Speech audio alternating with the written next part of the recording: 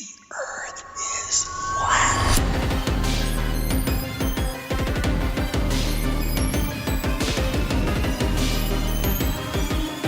And that's beyond the pole on the other side of the South Pole, from Middle America. And I think it's quite astonishing that there should be an area as big as that unexplored.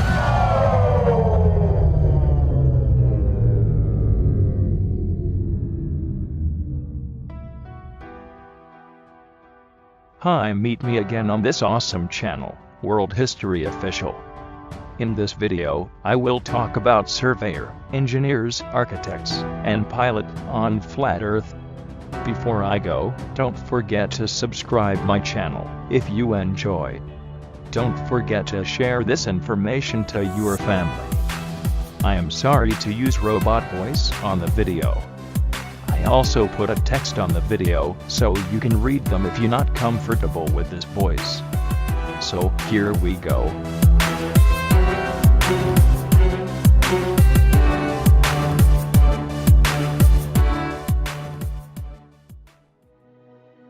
Surveyors, engineers, and architects are never required to factor the supposed curvature of the Earth into their projects, providing another proof the world is a plane, not a planet.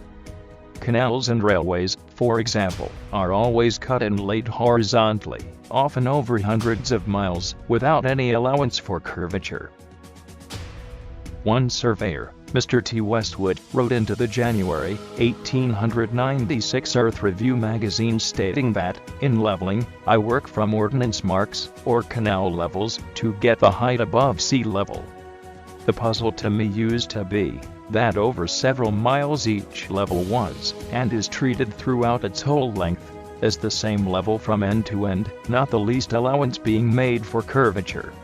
One of the civil engineers in this district, after some amount of argument on each side as to the reason why no allowance for curvature was made, said he did not believe anybody would know the shape of the Earth in this life. Another surveyor and engineer of 30 years wrote to the Birmingham Weekly Mercury, February 15, 1890 stating, I am thoroughly acquainted with the theory and practice of civil engineering.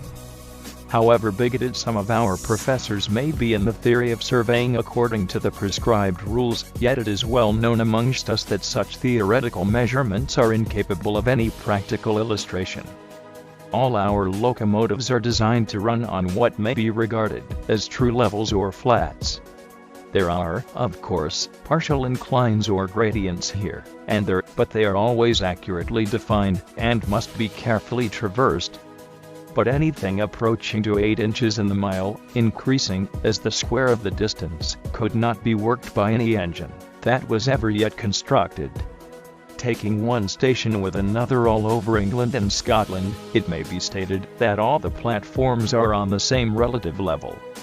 The distance between eastern and western coasts of England may be set down as 300 miles. If the prescribed curvature was indeed as represented, the central stations at Rugby or Warwick ought to be close upon 3 miles higher than a cord drawn from the two extremities. If such was the case, there is not a driver or stoker within the kingdom that would be found to take charge of the train. We can only laugh at those of your readers who seriously give us credit for such venturesome exploits as running trains round spherical curves. Horizontal curves on levels are dangerous enough. Vertical curves would be 1,000 times worse, and with our rolling stock constructed, as at present physically impossible. Engineer W. Winkler wrote into the Earth Review October 1893 regarding the Earth's supposed curvature, stating, as an engineer of many years' standing, I saw that this absurd allowance is only permitted in school books. No engineer would dream of allowing anything of the kind. I have projected many miles of railways and many more of canals, and the allowance has not even been thought of, much less allowed for. This allowance for curvature means this, that it is 8 for the first mile of a canal, and increasing at the ratio by the square of the distance in miles. Thus a small navigable canal for boats, say 30 miles long, will have, by the above rule, an allowance for curvature of 600 feet. think of that and then please credit engineers as not being quite such fools. Nothing of the sort is allowed. We no more think of allowing 600 feet for a line of 30 miles of railway or canal than of wasting our time trying to square the circle. The Suez Canal, which connects the Mediterranean Sea with the Gulf of Suez on the Red Sea, is a clear proof of the Earth's and water's non-convexity. The canal is 100 miles long and without any locks, so the water within is an uninterrupted continuation of the Mediterranean Sea to the Red Sea. When it was constructed, the Earth's supposed curvature was not taken into account. It was dug along a horizontal datum line 26 feet below sea level, passing through several lakes from one sea to the other, with the datum line and the water's surface running perfectly parallel over the 100 miles. The average level of the Mediterranean is 6 inches above the Red Sea, while the flood tides in the Red Sea rise 4 feet above the highest and drop 3 feet below the lowest in the Mediterranean, making the half-tide level of the Red Sea, the surface of the Mediterranean Sea, and the 100 miles of water in the canal all a clear continuation of the same horizontal line. Were they instead the supposed curved line of globe earthers, the water in the center of the canal would be 1,666 feet, 50 quadrat times 8 inches is 1,666 feet 8 inches, above the respective seas on either side. The distance between the Red Sea at Suez and the Mediterranean Sea is 100 statute miles, the datum line of the canal being 26 feet below the level of the Mediterranean, and is continued horizontally the whole way from sea to sea, there not being a single lock on the canal, the surface of the water being parallel with the datum line. It is thus clear that there is no curvature or globularity for the whole 100 miles between the Mediterranean and the Red Sea. Had there been, according to the astronomic theory, the middle of the canal would have been 1,666 feet higher than at either end, whereas the canal is perfectly horizontal for the whole distance. The Great Canal of China, said to be 700 miles in length, was made without regard to any allowance for supposed curvature, as the Chinese believe the Earth to be a stationary plane. I may also add that no allowance was made for it in the North Sea Canal or in the Manchester Ship Canal, both recently constructed, thus clearly proving that there is no globularity in Earth or sea, so that the world cannot possibly be a planet. By David Ward Loscott, Terra Firma. If the Earth be the globe of popular belief, it is very evident that in cutting a canal, an allowance must be made for the curvature of the globe, which allowance would correspond to the square of the distance multiplied by 8 inches. From The Age of the 5th of August, 1892, I extract the following: the German Emperor performed the ceremony of opening the gates of the Baltic and North Sea Canal in the spring of 1891. The canal starts at Holtenau, on the south side of Kiel Bay, and joins the Elbe 15 miles above its mouth. It is 61 miles long, 200 feet wide at the surface, and 85 feet at the bottom, the depth being 28 feet. No locks are required, as the surface of the two seas is level.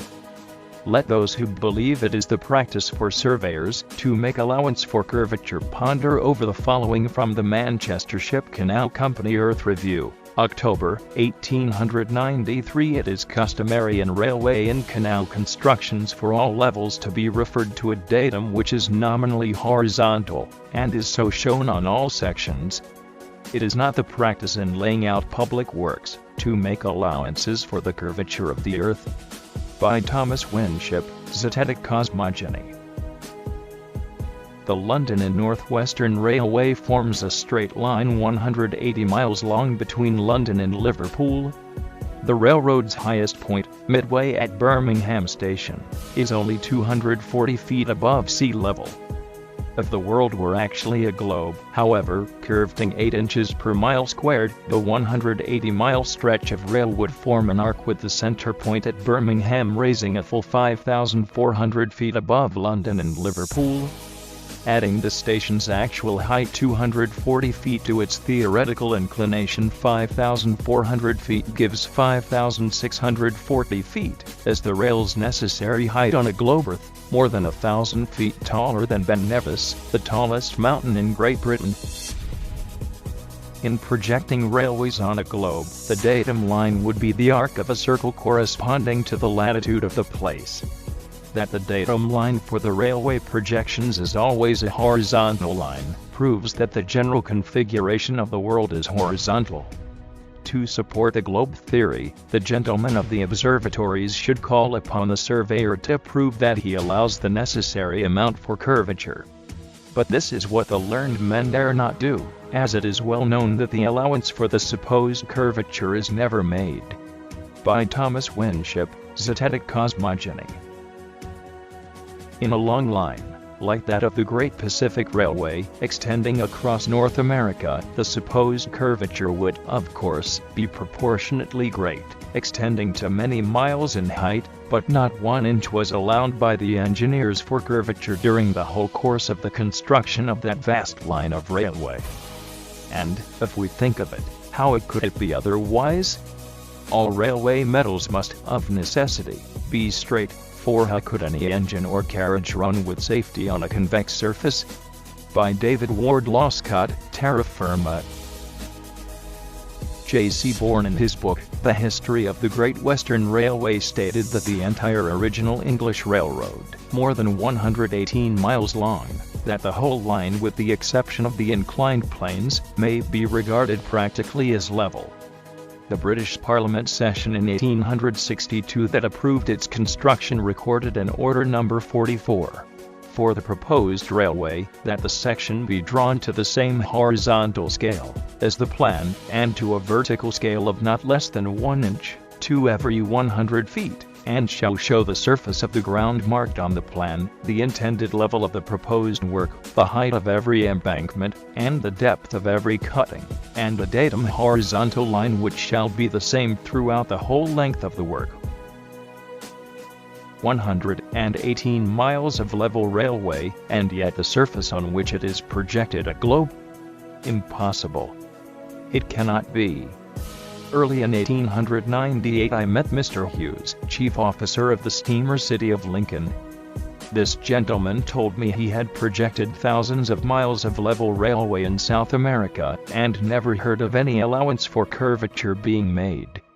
On one occasion he surveyed over 1,000 miles of railway which was a perfect straight line all the way. It is well known that in the Argentine Republic, and other parts of South America, there are railways thousands of miles long without curve or gradient. In projecting railways, the world is acknowledged to be a plane, and if it were a globe the rules of projection have yet to be discovered. Level railways prove a level world, to the utter confusion of the globular school of impractical men with high salaries and little brains. By Thomas Winship, Zetetic Cosmogony. That in all surveys no allowance is made for curvature, which would be a necessity on a globe, that a horizontal line is in every case the datum line, the same line being continuous throughout the whole length of the work, and that the theodolite cuts a line at equal altitudes on either side of it, which altitude is the same as that of the instrument, clearly proves, to those who will accept proof when it is furnished, that the world is a plane, and not a globe. By Thomas Winship, Zetetic Cosmogony.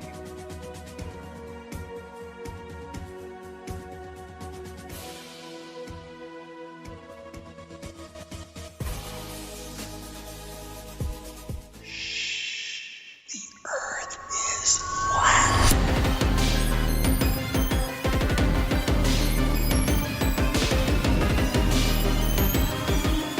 And that's beyond the pole on the other side of the South Pole, from Little Mark. And I think it's quite astonishing that there should be an area as big as that unexplored.